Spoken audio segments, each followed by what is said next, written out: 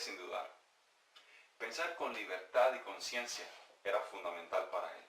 Uno de los problemas más grandes que enfrentó Cristo era la rigidez intelectual con que vivía la gente.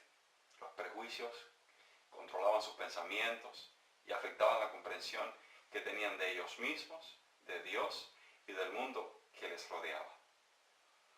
Jesús usaba la duda para romper los moldes del prejuicio y abrir las puertas de la inteligencia a gente que ya las había cerrado. Imagínese que recibe a Jesús en su casa y mientras alza sus ojos al cielo lleno de gratitud por el poderoso mensaje que escucha, usted mira cómo le abren un hueco en el techo y bajan a un hombre paralítico en una camilla. A esta altura uno se pregunta quién está más ofendido, si usted como dueño de la casa o los fariseos. Resulta que fueron los fariseos los más ofendidos porque recién escucharon a Jesús perdonar los pecados del paralítico. Lucas capítulo 5 verso 23. Jesús les dice, ¿qué es más fácil decir? ¿Tus pecados te son perdonados? O decir, levántate y anda. Cuando estaban más ofendidos, justo en ese momento, Jesús usa el arte de la duda y les hace una pregunta para sacarlos de sus prejuicios. ¿Qué está haciendo? Está interrumpiendo sus pensamientos. La pregunta está en Lucas capítulo 5, versículo 23. Jesús les dice, ¿qué es más fácil decir? ¿Tus pecados te son perdonados? O decir, levántate y anda. El propósito de la duda es reconstruir el pensamiento.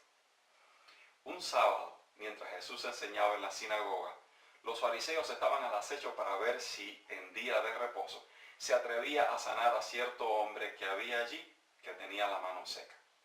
Lucas capítulo 6, verso 9. Entonces Jesús les dijo, os preguntaré una cosa, ¿es lícito en día de reposo hacer bien o hacer mal? ¿Salvar la vida o quitarla? Pareciera muy evidente la respuesta. Lo que ocurre es que el fanatismo hace que el hombre pierda el sentido común en pos de probar que tiene la razón. El propósito de hacer una pregunta que asalte a la duda es desarrollar la inteligencia. Hoy por hoy veo que hemos abandonado la inteligencia y el sentido común en busca de una falsa espiritualidad. La pregunta era muy sencilla, de mucho sentido común y rápido de responder. ¿Es lícito en día de reposo hacer bien o hacer mal? ¿Salvar la vida o quitarla? Cuidado con el fanatismo. Un día, Simón el fariseo invitó a Jesús a comer. Inesperadamente, una mujer interrumpió la cena y comenzó a llorar a sus pies.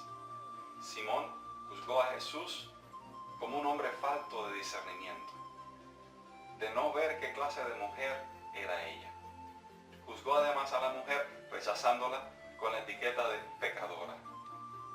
Simón no se dio cuenta que tanto él como ella necesitaban ser perdonados, solo que ella se había dado cuenta, pero él no. Lucas capítulo 7, versículo 42.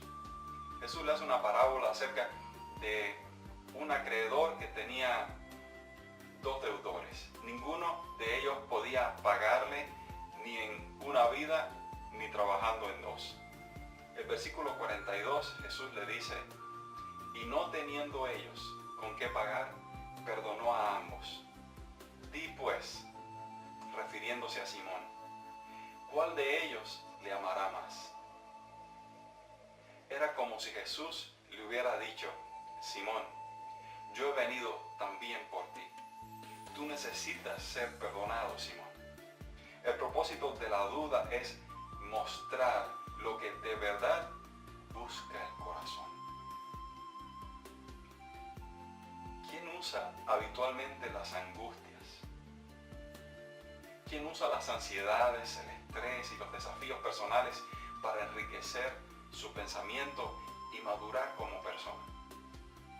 Aprendemos de Cristo que cuando estemos contrariados, la mejor pregunta es una de sentido común para evitarnos caer en la ofensa.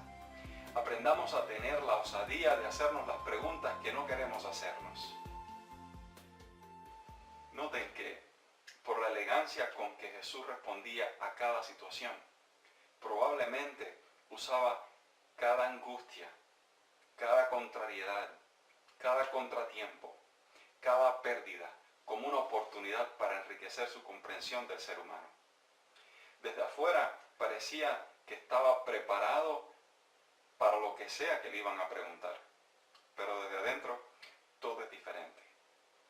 Investigar con criterio aquello que uno ve, aquello que uno escucha, es respetarse a uno mismo y a su propia inteligencia. Si alguien no respeta su propia inteligencia, no puede respetar aquello que cree y mucho menos lo que otro dice.